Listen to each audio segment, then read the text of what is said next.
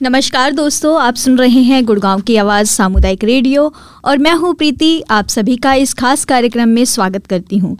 आज हम बात करेंगे हरियाणा लोक सेवा आयोग की परीक्षा के बारे में, जो हरियाणा राज्य में सरकारी सेवाओं में नियुक्ति के लिए आयोजित होती है। यह परीक्षा उन विद्यार्थियों के लिए एक शानदार अवसर है जो राज्य सरकार के विभिन्न विभागों में काम करने का सपना देखते हैं। हरियाणा पीसीएस परीक्षा के माध्यम से विभिन्न प्रशासनिक, पुलिस और अन्य महत्वपूर्ण सेवाओं में नियुक्तियां होती हैं। हम इस लाइव शो में जानेंगे इस परीक्षा की तैयारी कैसे करें, इसके पैटर्न और कुछ महत्वपूर्ण टिप्स जो आपको सफलता में सहायक हो सकते हैं। तो यदि आप भी हरियाणा पीसीएस की तैयारी कर रहे हैं तो इस बारे में अधिक जानकारी जानना चाहते हैं तो हमारे साथ बने रहें प्रोग्राम में।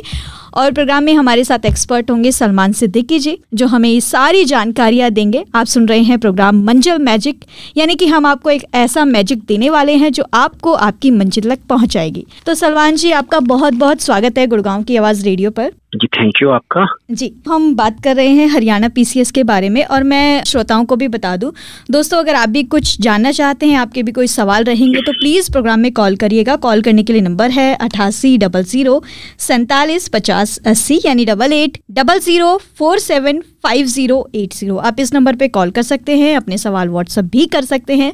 व्हाट्सअप करने के लिए हमारा व्हाट्सअप नंबर है 9958941408, यानी 9958941408। ये प्रोग्राम 3:30 बजे तक चलेगा, तो आप प्लीज़, अगर आपका कोई सवाल है तो पहले नोट करके रख लें और प्रोग्राम से रिलेटेड ही सवाल आप करेंगे तो ज़्यादा अच्छा रहेगा। सलमान जी, पहले तो मैं यही जानना चाहूँगी कि हरियाणा पीसीएस क्या है और इसका मुख्य उद्देश्य क्या होता है? देखिए, हरियाणा पीसीएस की अगर हम बात करते हैं, पीसीएस का फुल फॉर्म जो जैसे कि आप को पता ही होगा, अगर नहीं पता है तो मैं बता रहा हूँ, प्रोविंशियल सिविल सर्विसेज, यानी कि ये जो है कि सिविल सेवा, यानी कि किसी भी स्टेट में अगर हम देखते हैं तो इनमें उस स्टेट के पब्लिक सर्विस कमीशन यानी कि लोक सेवा आयोग के द्वारा इसकी परीक्षाएं आयोजित की जाती हैं। इसमें कई सारे पद हमें देखने को मिलते हैं, जिसमें मुख्य रूप से अगर हम देखते हैं तो सब डिविजनल मजिस्ट्रेट, जिसको हम शॉर्ट में एसडीएम कहते हैं। इसके बाद इसके अलावा इसमें कई अन्य पोस्टें भी होती हैं, जैसा कि हम इसमें डिप्टी एसपी, डीवाई एसपी जिसे हम शॉर्ट में कहते हैं। इसके अलावा इसमें कई अन्य पदे भी शामिल होते हैं। अगर उन पदों के बारे में हम देखें तो कौन कौन सी जॉब इसके अंतर्गत आती है, तो इसमें एक्साइज एंड टैक्सेशन ऑफिसर का पोस्ट भी इसमें इंक्लूड होता है। इसके अलावा district food and supply controller के रूप में इसमें एक पोस्ट होती है। इसके अलावा इसमें असिस्टेंट रजिस्ट्रार कोऑपरेटिव सोसाइटी की पोस्ट होती है। Assistant excise and taxation officer की पोस्ट होती है।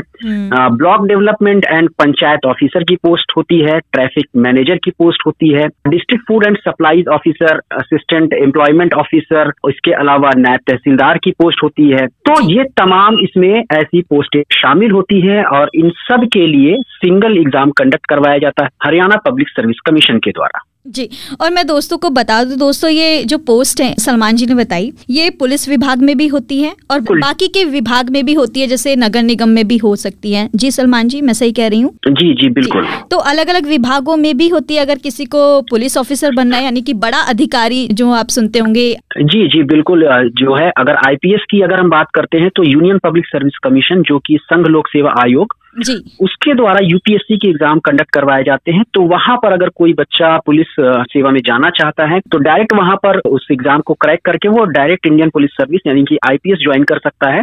हालांकि स्टेट जो कमीशन है उनके द्वारा जो भी एग्जाम कंडक्ट करवाए जाते हैं, जिसे हम शॉर्ट में या बहुत जिसको हम एक सामान्य रूप में पीसीएस की परीक्षाएं समझते हैं, तो उसमें भी अगर कोई बच्चा पुलिस में जाना चाहता है तो वहां पर एक पोस्ट होती है जिसे हम डिप्टी एसपी कहते हैं, डीवाई एसपी शॉर्ट में बोलते हैं। तो उसको वो ज्वाइन करता है, तो वहां पर उसे डिप्टी एसपी की पोस्ट मिलती है जब ये एग्जाम क्रैक करता है। और अकॉर्डिंगली अगर उसकी रैंक होती है, क्योंकि नंबर ऑफ सीट्स जो है बहुत लिमिटेड होती हैं, तो अगर उस कैटेगरी में उस रैंक में वो बच्चे का स्कोर होता है तो उसे डिप्टी एसपी की पोस्ट मिल जाती है। और इसके बाद ये है कि अगर कुछ सलमान जी, मैं आपको माफी चाहती हूँ रोकने के लिए। एक कॉलर हमारे साथ अभी जुड़े हैं, उनसे बात करेंगे। हेलो जी जी, नमस्कार प्रीति जी। जी नमस्कार राजकुमार जी, आपका बहुत बहुत स्वागत है प्रोग्राम मंजिल मैजिक में। बताइए सर। और सलमान साहब को भी नमस्कार जी। जी जी नमस्कार। हमारे प्रोग्राम में जोड़ने के लिए बहुत बहुत धन्यवाद आपका। जी जी जी सर, ये प्रोग्राम आप पहली बार सुन रहे हैं गुड़गांव की आवाज पे, ये बहुत अच्छा प्रोग्राम है सर। जी, आप जैसे एक्सपर्ट आएंगे तो बहुत कुछ सीखने को मिलेगा जी, हमारे बच्चों को, लड़के लड़कियों को, सबको जी। जी राजकुमार जी, मैं बता दूं ये इस प्रोग्राम को हर महीने के पहले और तीसरे शनिवार को लेकर आएंगे दोपहर में 3 बजे। बहुत अच्छा प्रोग्राम शुरू करा प्रीति जी आपने गुड़गांव की आवाज पे जी। बहुत फायदा होने वाला है इस प्रोग्राम से। आप हमारे सबको परिवार को, बच्चों को जी, सभी को फायदा होगा जी। और हमारे साहब आए हैं, इनको भी प्रणाम है sir ji. Thank you Rajkumar जी। और जी एक सवाल था साहब से, सलमान जी से, जैसे कि आपने बताया नौकरियों के बारे में, ये पद इसमें होते हैं और इसमें पढ़ाई लिखाई और उम्र कितनी होनी चाहिए सर? जी देखिए, पूरा का पूरा जो हरियाणा पब्लिक सर्विस कमीशन है, जितने भी पोस्ट के बारे में मैंने आपको बताया, ये सारे के सारे एक ही एग्जाम के थ्रू बच्चा इसमें क्रैक करता है और उसकी जैसी रैंक होती है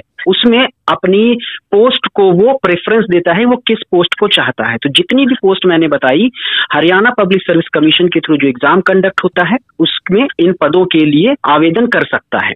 अब आपने एज की बात की, तो मिनिमम एज जो होती है वो 18 ईयर्स होती है, यानी कि कोई भी बच्चा जो 18 साल की एज अटेन कर चुका है वो इसमें आवेदन कर सकता है। और अधिकतम आयु जो होती है इसमें सामान्य श्रेणी की अगर हम बात करते हैं, जो जनरल कैंडिडेट होते हैं उनके लिए 42 वर्ष यानी कि 42 ईयर्स की होती है। और इसमें जो मिनिमम क्वालिफिकेशन होती है, ग्रेजुएशन होती है, वो आप किसी भी स्ट्रीम से हो, आर्ट्स बैकग्राउंड से हो, साइंस बैकग्राउंड के हो, कॉमर्स हो, इंजीनियरिंग हो, यानी कि स्नातक जो है इसमें आपका मिनिमम क्वालिफिकेशन है।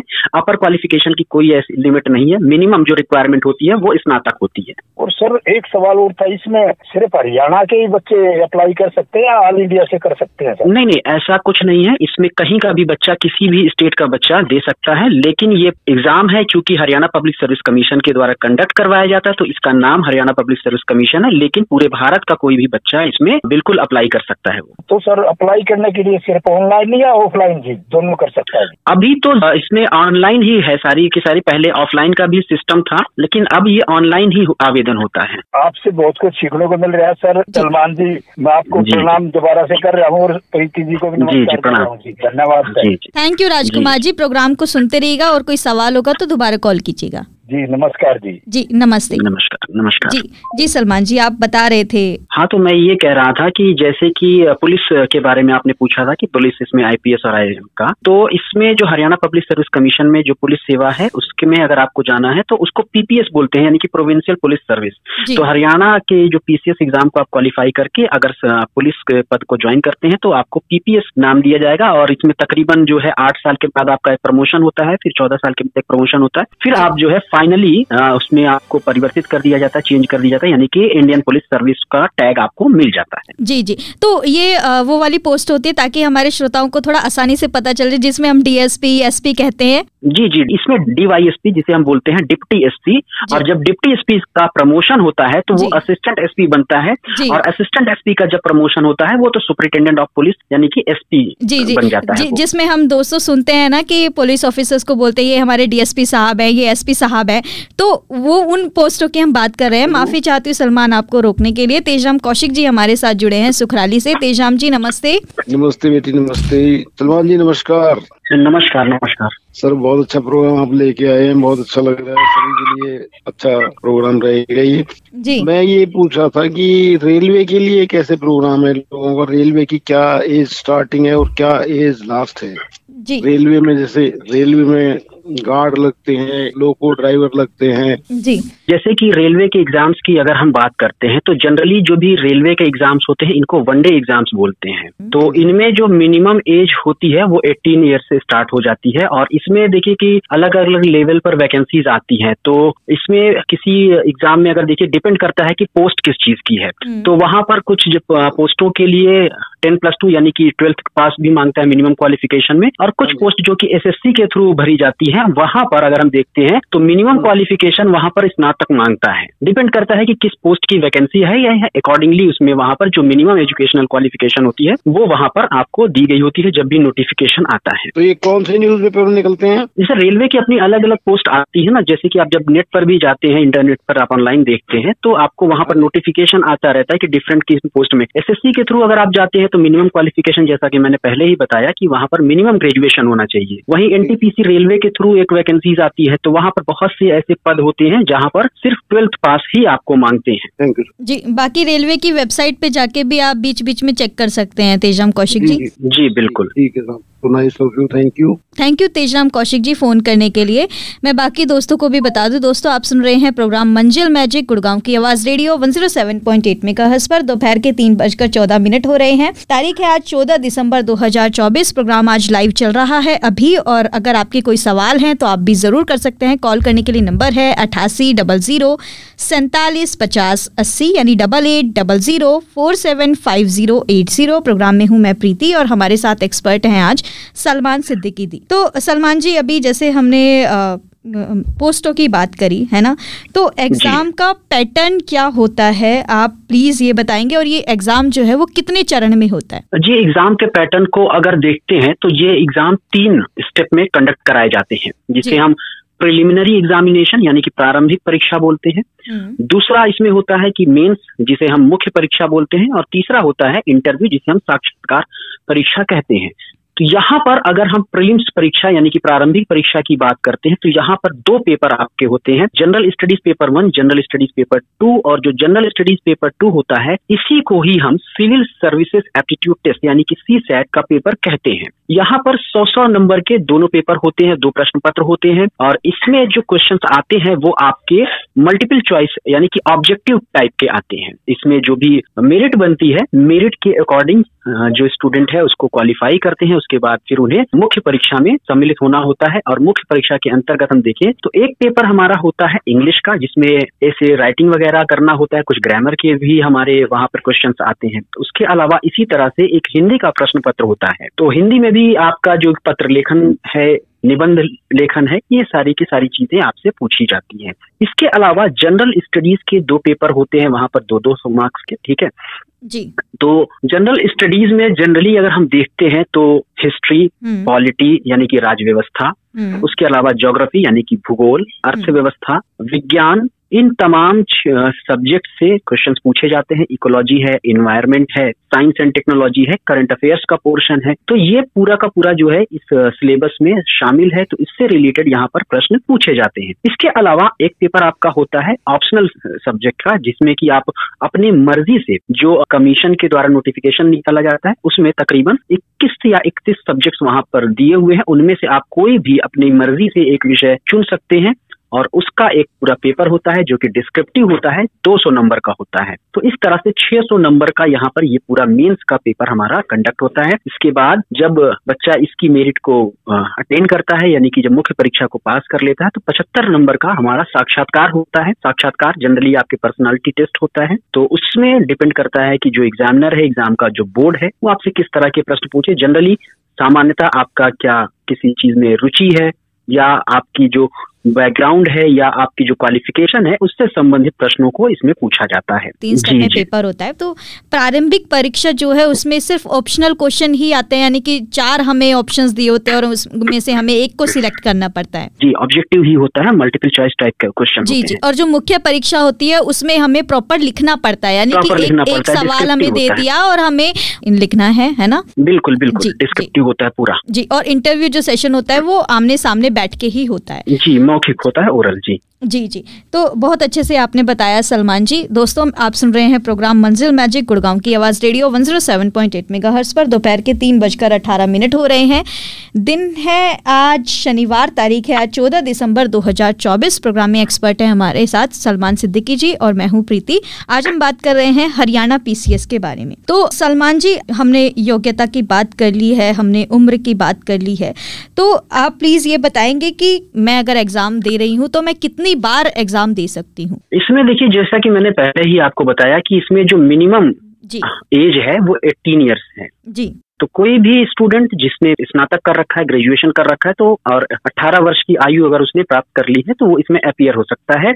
और सामान्य श्रेणी का जो बच्चा है वो 42 वर्ष तक कितने भी अटेम्प्ट वो दे सकता है। कोई इसमें बार नहीं है कि आप इतने ही अटेम्प्ट दे सकते हैं। बस आयु का यहाँ पर है कि 18 वर्ष से कम नहीं होनी चाहिए, 42 वर्ष से ज्यादा नहीं होनी चाहिए सामान्य श्रेणी को। लेकिन जो भी यहाँ पर बैकवर्ड कैटेगरी के हैं, ठीक है, और उसके अलावा जो यहाँ पर शेड्यूल कास्ट और शेड्यूल ट्राइब के जो भी स्टूडेंट हैं, उनको एज रिलैक्सेशन भी दिया जाता है। साथ ही साथ जो फिजिकली चैलेंज पर्सन हैं उनको भी यहाँ पर रिजर्वेशन दिया जाता है एज रिलैक्सेशन के पॉइंट ऑफ व्यू से। तो 5-5 साल का यहाँ पर रिजर्वेशन दिया जाता है। तो ये रिजर्वेशन मार्क्स में भी होती है या सिर्फ एज में ही होती है? मार्क्स में इन द सेंस ये होता है कि जैसे कि जो भी कैटेगरी के स्टूडेंट हैं, जैसे कि ओबीसी के हो गए, अदर बैकवर्ड कास्ट के, एससी हो गए, एसटी हो गए, या जो फिजिकली चैलेंज पर्सन हैं, तो उनकी अलग से मेरिट बनाई जाती है।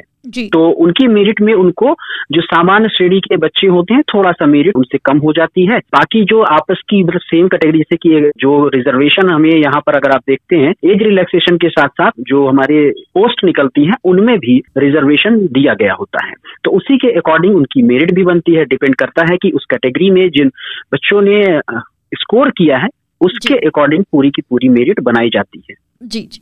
तो ये परीक्षा हर साल कराई जाती है या फिर कुछ सालों के गैप पे कराई जाती है? वैसे आयोग का अगर देखते हैं तो डिपेंड करता है कि वैकेंसीज वहाँ पर जितने भी डिपार्टमेंट हैं स्टेट गवर्नमेंट में, तो उनकी वैकेंसीज के ऊपर डिपेंड करता है। हालांकि जनरली सामान्यतः अगर हम देखते हैं तो हर वर्ष जो है ये परीक्षा कंडक्ट करवाई जाती है। लेकिन कभी कभी क्या होता है कि शासन की तरफ से जो नियुक्तियां हैं उनके लिए जो पद हैं, उनकी कितने पद खाली हैं, तो कभी अगर थोड़ा सा देरी हो जाती है तो थोड़ा परीक्षा कभी कभार लेट भी हो जाती है। जी जी। सलमान जी देखिए, जब हम किसी परीक्षा की तैयारी कर रहे होते हैं तो सैलरी सबसे पहले दिमाग में आती है कि कितना पैसा हम कमा सकते हैं, कौन सा पद मिलेगा, उससे हमारे कितने भत्ते मिलेंगे यानी कि अलाउंस मिलेंगे और कितनी हमें सैलरी मिलेगी।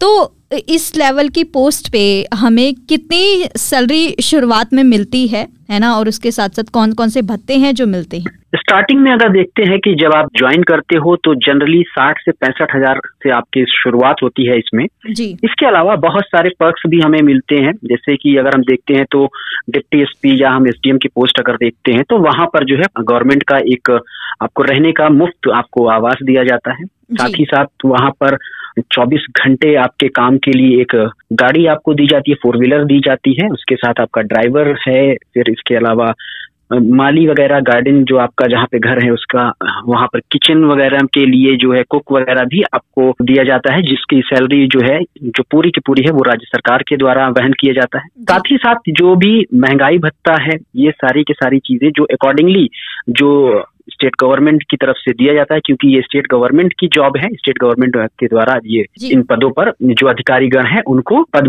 ग्रहण करने के लिए सारी चीजें इसमें की जाती हैं। तो इस तरह की चीजें वहां पर हमें देखने को मिलती हैं। मिनिमम अगर हम स्टार्टिंग की बात करते हैं तो 60 से 65 हजार रुपए पे स्टार्टिंग हो जाती है जी। और मैं दोस्तों को बता दूं कि दोस्तों 60-65 हजार ये बेसिक सैलरी होती है ना, और जो शुरुआती में मिलती है 65 या 60 वो इसमें इंक्लूडेड है, HRA वगैरह इंक्लूडेड है। रीजन बिहाइंड ये है कि आपको निःशुल्क आवास पूरा का पूरा जब गवर्नमेंट की तरफ से दिया जाता है, तो जब आपको रहने की पूरी सुविधा दी जा रही है तो वहां पर हाउस रेंट अलाउंस जिसे हम HRA कहते हैं वो आपका वहां पर सम्मिलित नहीं होता है, क्योंकि मुफ्त आवास आपको दिया जा रहा है। हाँ, ये है कि जैसे जैसे आपकी जॉब पुरानी होती जाती है, हर साल यहाँ पर गवर्नमेंट की तरफ से इंक्रीमेंट मिलता है। डिपेंड करता है कि आपके जो सर्विस है वो किस तरह की रही है, कहीं कोई ऐसा आपसे कोई ऐसी गलती तो नहीं है जिसमें कि कभी कभी सस्पेंशन ऑर्डर वगैरह भी मिल जाते हैं। तो अगर आपने एक सही अधिकारी के रूप में काम किया है तो हर साल इसमें इंक्रीमेंट भी होता रहता है, और जब प्रमोशंस मिलते हैं तो उसके अकॉर्डिंग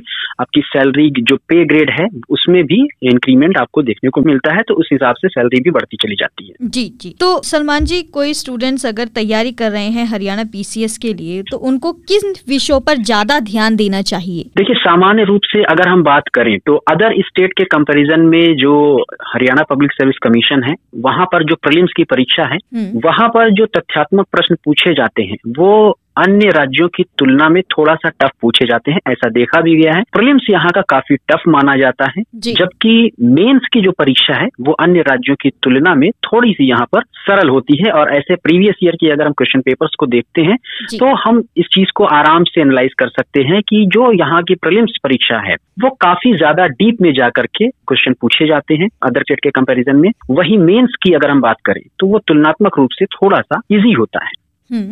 जी। तो मान लीजिए अगर कोई स्टूडेंट तैयारी कर रहा है तो उसको कौन से विषयों पर अधिक ध्यान देना चाहिए? तो क्या वो उसकी रुचि पर डिपेंड करता है या फिर आपको एक टाइम मैनेजमेंट बनाना पड़ेगा कि आपको सारे विषयों पर ध्यान देने की जरूरत है? देखिए, जैसा कि मैंने यहाँ पर पहले भी बताया कि जो इसकी योग्यता मांगता है मिनिमम वो सिर्फ मांगता है एक ग्रेजुएट। अब ग्रेजुएशन आपका किसी भी स्ट्रीम में हो सकता है। एक तरह से देखें तो हर स्ट्रीम का बच्चा आकर के इसमें अपीयर होता है, चाहे वो साइंस बैकग्राउंड का हो, आर्ट बैकग्राउंड का हो, कॉमर्स का बैकग्राउंड का हो, इंजीनियरिंग का हो। तो कहने का मतलब है इसमें सारे जो भी स्ट्रीम्स हैं उसके बच्चे यहाँ पर अपीयर होते हैं। तो पब्लिक सर्विस कमीशन किसी पर्टिकुलर सब्जेक्ट में स्पेशलाइजेशन नहीं चाहता है। वो एक्सपेक्ट करता है कि हर जो भी पर्सन यहाँ पर सिलेक्ट होकर के आए उसको तमाम सब्जेक्ट्स के बारे में एक ठीक ठाक जानकारी होनी चाहिए, जिससे कि जो स्टेट में जो पब्लिक है उनकी जो भी मसले हैं या जो उनकी प्रॉब्लम्स हैं उनको समझ करके उनका क्या सही सोल्यूशन हो सकता है उसको वो कर सके और इस तरह से स्टेट को वो सर्व कर सके। तो यहाँ पर कोई स्पेशलाइजेशन की खास जरूरत नहीं होती, लेकिन जो भी सब्जेक्ट जैसे कि मैंने आपको पहले ही बताया कि जो जीएस यानी कि जनरल स्टडीज है उसमें कई सारे सब्जेक्ट्स आते हैं, जैसे कि हिस्ट्री है, पॉलिटी है, इकोनॉमिक्स है, एनवायरनमेंट है, इकोलॉजी है, साइंस एंड टेक्नोलॉजी है, करंट अफेयर्स है। ये सारे सब्जेक्ट्स पर आपकी ठीक ठाक पकड़ होनी चाहिए, न केवल प्रीलिम्स के पॉइंट ऑफ व्यू से यानी कि फैक्चुअल इंफॉर्मेशन ही आपकी अच्छी नहीं होनी चाहिए, बल्कि उसका एनालिटिकल पोर्शन पर भी आपकी ठीक ठाक पकड़ होनी चाहिए। और साथ ही साथ आपकी जो भी जानकारी आपने यानी कि जो आपने स्टडी कर रखा है उसको आप कितने बेहतर तरीके से रिप्रेजेंट करते हैं, यानी कि कितने अच्छे तरीके से आप मेंस जब आंसर राइटिंग कर रहे होते हैं वहां पर कितने अच्छे तरीके से अपने प्रश्नों को उसमें आप किस तरह से टेबल है या किस तरह से जो फिगर वगैरह है किस तरह से आप रिप्रेजेंट करते हैं। ये तमाम सारी चीजें बहुत ही इंपॉर्टेंट हो जाती हैं सिलेक्शन के पॉइंट ऑफ व्यू से। और सिलेक्शन ही नहीं, अगर आप एक अच्छी पोस्ट चाहते हैं, जो टॉप मोस्ट यहाँ पर प्रायोरिटी बच्चों के द्वारा दी जाती है, डिप्टी एसपी की पोस्ट है और एसडीएम की पोस्ट है, तो इन तमाम पोस्टों के लिए आपको क्या करना होता है कि अपनी रैंक को ऊपर लाना होता है, तभी आपको ये पोस्टें मिलती हैं। तो उसके लिए सबसे ज्यादा जरूरी है कि न केवल आपके पास अच्छी जानकारी हो, बल्कि आपको आपकी जो लेखन शैली है, आंसर राइटिंग जो वो भी कमाल का होना चाहिए। जी, तो बहुत अच्छे से बताया सर आपने। मैं दोस्तों को भी बता दूं, ऐसा नहीं है कि आप कॉमर्स बैकग्राउंड से हैं तो आपको की जानकारी होनी चाहिए। जब आप पढ़ रहे हैं तो आपको साइंस, कॉमर्स, आर्ट्स सारे विषयों के बारे में आपको पढ़ना पड़ेगा। शायद इसीलिए इस एग्जाम्स को इतना टफ माना जाता है, क्योंकि आपको सब कुछ पढ़ना है। जी बिल्कुल बिल्कुल। अच्छा सलमान जी, मैं एक सवाल और पूछना चाहूँगी आपसे। तो क्योंकि ये बहुत बड़े लेवल का एग्ज़ाम है ना, तो क्या स्टूडेंट्स इससे सेल्फ स्टडी कर सकते हैं या फिर कोचिंग ज़रूरी हो जाती है, किसी का गाइडेंस ज़रूरी हो जाती है? देखिए, सबसे बड़ी चीज़ ये है कि आप किसी भी चीज़ को अपने जीवन में अगर कोई एक टारगेट लक्ष्य निर्धारित करते हैं तो क्या आप उसके लिए डेडिकेटेड हैं और क्या आप उसके लिए रेगुलर प्रयासरत हैं। सबसे बड़ी चीज़ तो ये होती है, यानी कि आपका जो भी टारगेट है, जैसे कि आप अगर हरियाणा चाहती हूँ सलमान जी रोकने के लिए, एक हमारे श्रोता और जुड़े हैं। हेलो जी प्रीति जी नमस्कार। राजकुमार जी राजकुमार जी बताइए क्या सवाल है आपका? सलमान सिद्दीकी साहब को दोबारा से नमस्कार कर रहा हूँ सर मैं। जी नमस्कार सर। 2 सवाल मेरे छूट रहे हैं, इजाजत हो तो पूछ ले सर। जी बिल्कुल।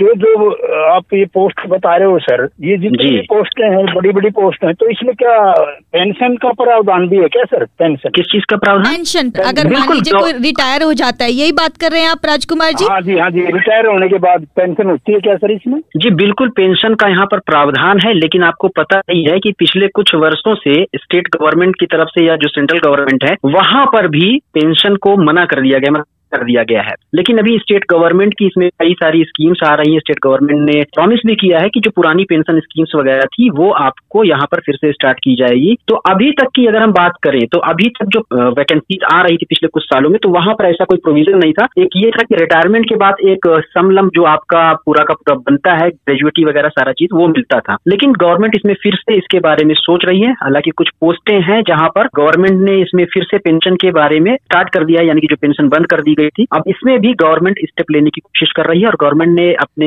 जो मैनिफेस्टो है उसमें भी इन बातों को इंक्लूड किया था। तो अभी गवर्नमेंट इस पर क्या स्टेप लेती है ये तो आने वाले कुछ समय में ही पता चल पाएगा। जी सर। और एक सवाल और है सलमान सर, जैसे मान लो कोई ऑफिसर या ये नौकरी कर रहा है अपने ठीक टाइम से और बीच में कोई हादसा हो जाता, मान लो सर खुदा न खास्ता भगवान का, तो उनके परिवार को क्या नौकरी या कुछ उनको आर्थिक व्यवस्था सुविधा? जी हाँ, उनके फैमिली को नौकरी देने का ऐसा प्रोविजन है। कि उनकी योग्यता के अनुसार, अब जैसा कि अब कोई पर्सन जो डिप्टी एसपी के पोस्ट पर है, अगर उनके साथ कोई कैजुअलिटी होती है तो उस पोस्ट पर तो उपयुक्त पर्सन होना ये, क्योंकि इतनी बड़ी एग्जाम को कंडक्ट करके वो पर्सन वहां पर उस जॉब को प्राप्त कर रहा है, तो जरूरी नहीं है कि जो भी उनके फैमिली के पर्सन हो, डिपेंड करता है कि उनकी एजुकेशनल क्वालिफिकेशन कैसी है, उसके आधार पर वहां पर जो है एक तरह से क्षतिपूर्ति की जाती है सरकार की तरफ से। लेकिन जरूरी नहीं है कि उसी पोस्ट पर, कि जैसे कोई व्यक्ति है जो कि डिप्टी एसपी के पद पर था तो उसी पद पर उनको नौकरी दी जाएगी, ऐसी कोई भी चीज नहीं है। हाँ, क्लेरिकल लेवल पर वहां पर उनकी क्षतिपूर्ति के रूप में इस तरह का प्रावधान है।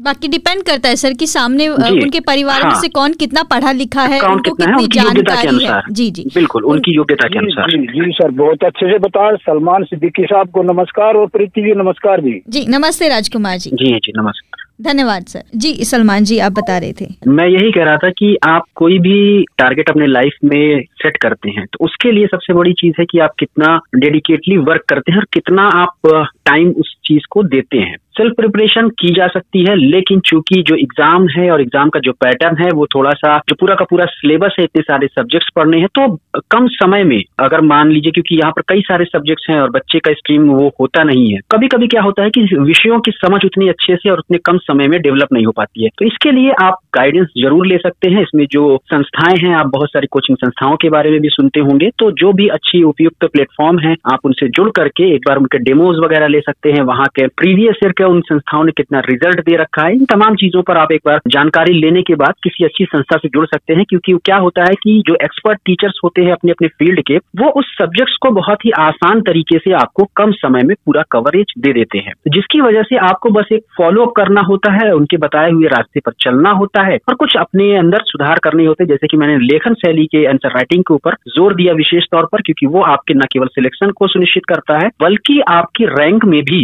बहुत ज्यादा मदद करता है कि आपकी अच्छी रैंक आए। तो बिल्कुल आप जुड़ सकते हैं। हालांकि सेल्फ प्रिपरेशन भी की जा सकती है, लेकिन थोड़ा सा उसमें टाइम आपको ज्यादा फिर देना पड़ जाएगा।